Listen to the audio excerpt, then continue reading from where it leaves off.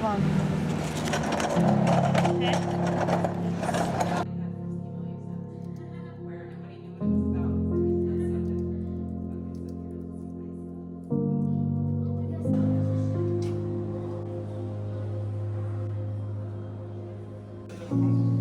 Emotional manipulation doesn't always look like control. It often hides behind care, guilt, or silence. It makes you question your memories, blame yourself, and feel guilty for setting boundaries. The worst part is how subtle it is. By the time you notice, you've already started losing pieces of who you are.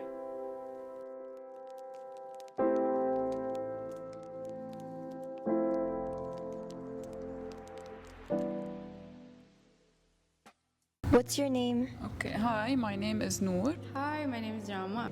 My name is Reed Moussawi. Hello, I'm Hawra. My name is Anhal. And what's your job? What do you work as in LAU? I'm a counselor. I'm a student counselor at LAU. I'm participating in the public speaking summer camp. I'm a second year political science and international affairs student here at LAU, and I'm currently working in the MU and diplomacy summer camp. So I'm actually an LU student, senior economics student. Well, basically, I'm a GA at the Political and International Studies Department with Dr. Imad, and I'm a master's student in international affairs. And today we're at the MU and diplomacy summer camp. Okay, so I'm gonna ask you a few questions about emotional manipulation. So first of all, how would you define emotional manipulation in your own words? Okay, so basically, emotional manipulation is like psychological influence where someone tries to control your emotions for a personal goal. So technically, emotional manipulation, from my own understanding, it's when someone intentionally uses your traumas or your كيف بيقولوا نقاط ضعفك in order to gain their own goals, or if they have their certain interests. So let me put it into the political perspective, because that's what I have experienced in. Emotional manipulation is controlling someone's emotions. So for example, we can easily see emotional manipulation taking place by certain politicians.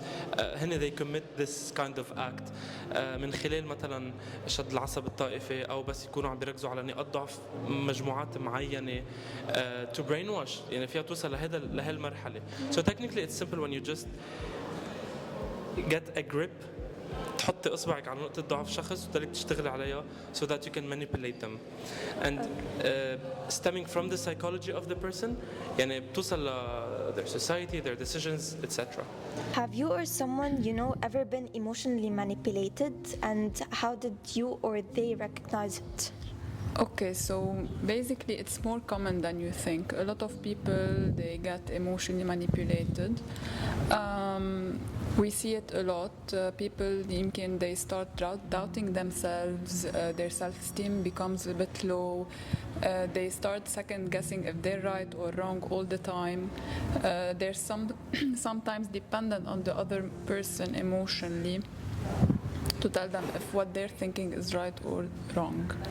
Yeah, I've obviously seen some cases of emotional manipulation, especially in Lebanon, specifically or commonly within relationships, where wives usually get manipulated by their husbands. Yeah.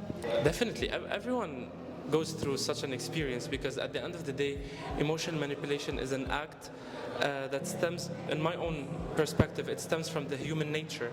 If we go and read about Thomas Hobbes and the human nature, how negative it is, how vicious it is, it's very obvious that it is an act of human nature. So everyone goes through this experience, and they would either manipulate or get manipulated, or both.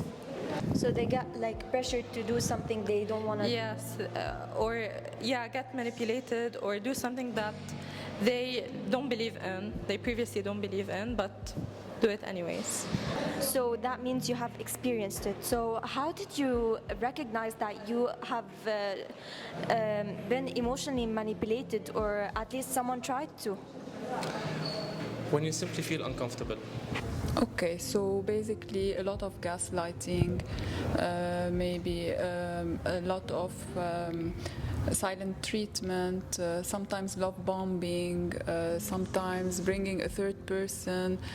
And you think that you're not doing what you really want to do, or you're not feeling yourself, or you're not being yourself. So it's simple. Yeah.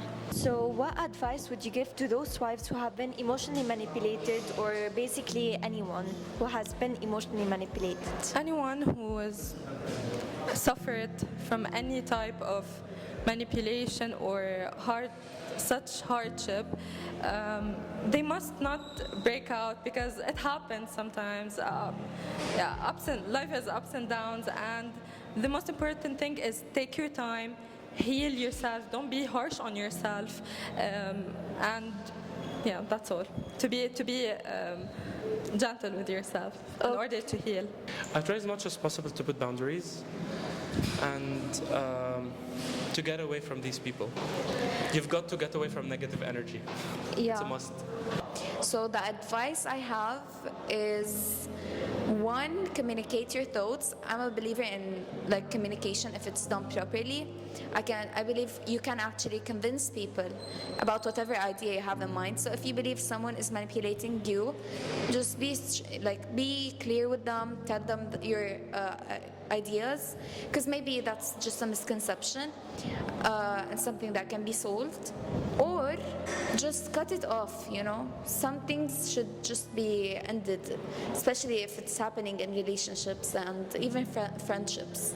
Put your boundaries and that's it. So, is that the type of advice you'd give to someone who has been emotionally manipulated? You would tell them to cut the person off? One, they should seek therapy.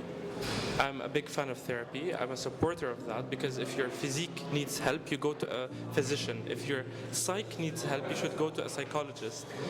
So yeah, basically that's it. How would those types of manipulation affect a person, like their personality, their mental health, etc.? Okay. So it can affect a lot the mental health on a unpleasant way. Sometimes it affects the self-esteem. Sometimes, as I mentioned before, the person starts doubting himself. He becomes emotionally dependent on the other person to tell him if what he's doing is right, what he's doing is wrong, what he's feeling is right, what he's feeling is wrong. A lot of guilt, a lot of doubt. So, yeah. The first piece of advice I'd give to someone who's in that situation is to believe in themselves. Believe in what they feel, whatever they feel. They should know that it's valid. They shouldn't underestimate what they feel. They shouldn't feel like their feelings aren't valid. Like what I feel might be different than my friend's feelings, but at the same time, they can't make me feel bad for what I feel. They can't make me feel like I am wrong, or that my feelings are not valid, or they're not socially acceptable, whatever, So the first piece of advice that I'd say to anyone, not just in this situation, but anyone in general, is to believe in yourself. Know that you're enough, and don't let anyone affect who you are. Don't let anyone change who you are. So yeah. So setting boundaries is basically a very important thing. Also, not only it's like a prevention thing. Preventing yourself from being placed in a vulnerable place where you'll be manipulated, that's one. Two, if you unfortunately feel like you've been already manipulated, you can still set boundaries.